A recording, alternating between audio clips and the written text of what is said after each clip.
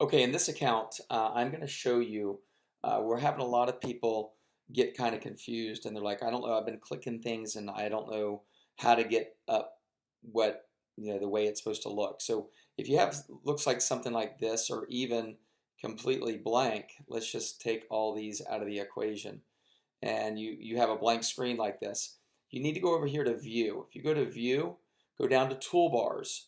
You need every one of these checked. So you click the standard, you go to View, Toolbars, click the charts, just get all of these line studies, make sure that all of these are checked. Then you keep going down to View, you want to go down to Market Watch, View, Data Window. Actually, you don't need the data window, so let me get rid of that. Um, Navigator and Terminal. And that's it. That's how you bring those in, and then you'll have all the symbols here. Remember, you want to right click and you can click Show All. It'll show all the pairs. These first six are the pairs that we are trading.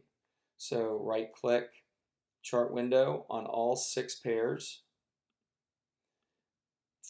and that is how you get the account looking the way it needs to look. So you get those. Remember, you click this button here, shows all six pairs.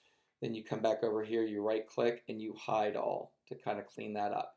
So that is how you end up getting it to look the way it should look.